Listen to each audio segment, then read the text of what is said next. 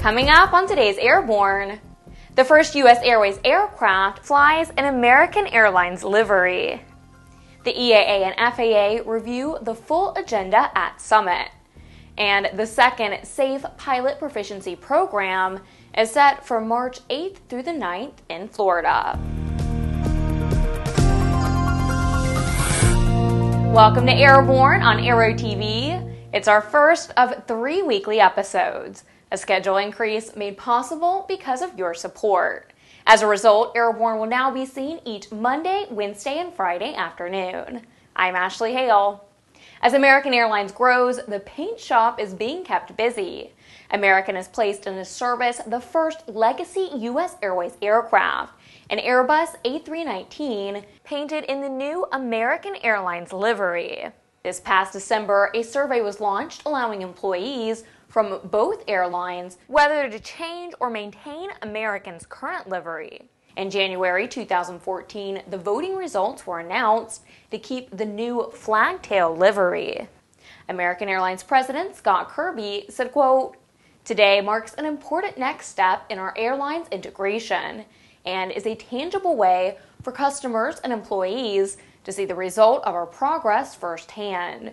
By the end of the second quarter of 2014, American Airlines anticipates that more than 275 mainline and regional aircraft will have been painted in the new livery." Clearing the path for today's aviators and looking ahead to the possibilities in future years highlighted 2 days of work by EAA and FAA officials during the 10th Annual Recreational Aviation Summit held at the EAA Aviation Center on Tuesday and Wednesday. EAA Chairman Jack Pelton led the EAA team, which included senior leaders and representatives from all interest communities within the organization. Among the issues discussed during the summit's 2 days were allowing electric propulsion for ultralights and light sport aircraft, current conflicts and regulations that limits the availability to provide flight training for ultralights and other low-mass, high-drag aircraft, an option for use of an additional qualified pilot during home-built flight testing to enhance safety, incompatibility issues for ADS-B and next-gen technology, and warbird operating limitations that potentially hinder how warbird owners can use their aircraft. EAA officials also again expressed the urgency of improving the medical certification system, as presented by EAA and AOPA nearly 2 years ago, and more recently in Congress as legislation that would eliminate the need for a third-class medical for many recreational aviation activities.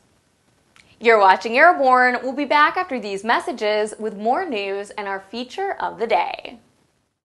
ADS-B will be mandatory for most aircraft by 2020 in the United States, but you can benefit from ADS-B today with the Bendix King KT-74 Mode S transponder. The KT-74 meets the global mandates for ADS-B out when attached to a suitable WAAS GPS.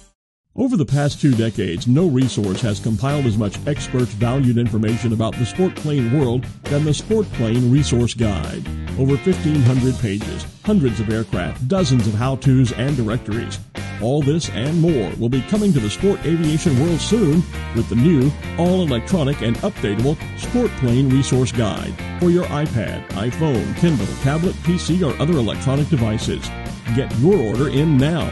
www.sportplane.com. Welcome back. If you'd like to suggest a story for Airborne, Aero-TV, our website, or our podcast, drop us an email to news-spy@aero-news.net. The Second Society of Aviation and Flight Educators, known as SAFE Regional Pilot Proficiency Project, has been set for Melbourne, Florida from March 8th through the 9th. Pilot Proficiency Project weekends were developed and are presented quarterly around the country by SAFE. The Melbourne event will feature 14 high-level aviation seminars by top national instructors and 11 challenging simulator flight scenarios. The event runs on Saturday and Sunday, and the Saturday evening banquet will feature noted aviation business guru Nick Frisk, moderating a group discussion on the art of teaching in the cockpit. Doug Stewart, SAFE Executive Director, says that, quote, conscientious pilots polish their flying skills every day, but only during a quarterly regional pilot proficiency project can they work with some of the nation's top instructors to take their skills to the next level, end quote.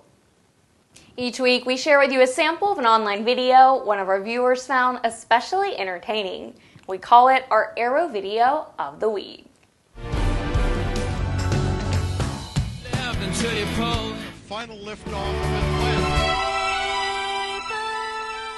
In this video, the flying may be low, but it certainly isn't slow.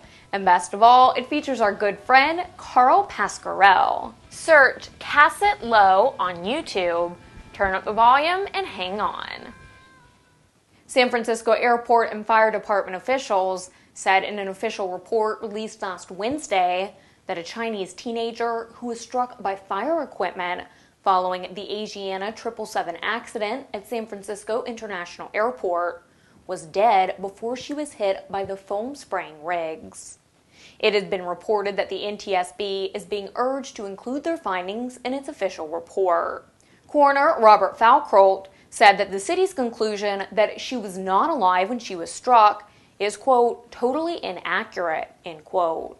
CNN reports that Falkrolt said his assertion is an unbiased review, and in his opinion, the girl's injuries were, quote, consistent with being run over by a motor vehicle, end quote. Attorneys for the girl's family have recently released a video showing that several firefighters saw her lying on the ground prior to being struck by the foam truck, but that none did a basic check of vital signs. ANN reported last week that the family of the deceased girl has initiated legal action. We'll be right back with more news. Redbird Skyport is a multifaceted aviation laboratory charged with developing innovative solutions to the issues facing the industry. It started out as a vision for a laboratory where we could objectively measure the systems and the processes that we were developing.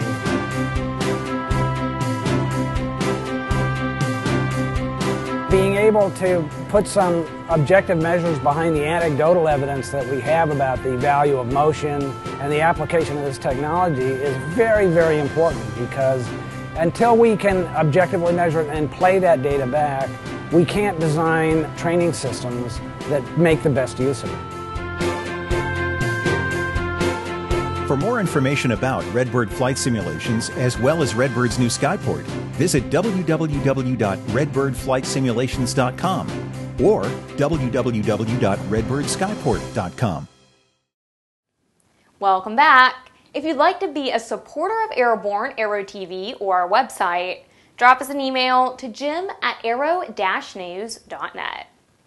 On February 20th, local pilots will join other aviators and aviation professionals from around the U.S. to head to the Bahamas for the 14th Bahamas Habitat Flyin to serve others. The flights are on behalf of Bahamas Habitat, a Cary, North Carolina nonprofit organization. Flyin projects include bringing in potable water, roofing and painting hurricane-damaged homes, digging a cistern, delivering medical supplies and information, building a children's home for abused kids, and reviving ailing vehicles. This year's Flyin volunteers will put the finishing touches on a new medical center and repair partially destroyed homes. According to Bahamas Habitat co-founder and president Steve Merritt, airport manager at Triangle North Executive Airport in Lewisburg, the need is surprisingly great. He said, quote, once you get past the row of resorts and take the time to get to know the people of the Bahamas, you understand how great the need is to serve, end quote. Well, we've seen aircraft grounded for safety reasons before, but this time a model helicopter has taken the hit. Horizon Hobby has issued a recall for Blade 500 X-B&F and Blade 500 3D RTF and B&F remote-controlled model helicopters. The problem is that a tail rotor failure can occur, posing an injury hazard.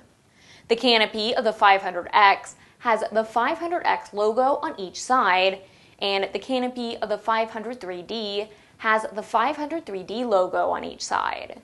The company has reportedly sold about 2,000 of the RC helicopters in the U.S. and 200 in Canada.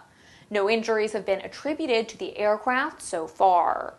The Consumer Product Safety Commission says consumers should immediately stop using the recalled radio-controlled helicopters and contact Horizon Hobby for replacement parts and instructions for installation.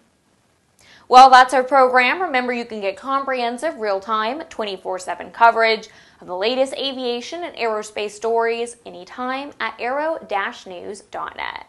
Please remember, Airborne is now webcast 3 times a week and is always online. Join us every Monday, Wednesday, and Friday afternoon for a new edition of Airborne. I'm Ashley Hale. Thanks for watching.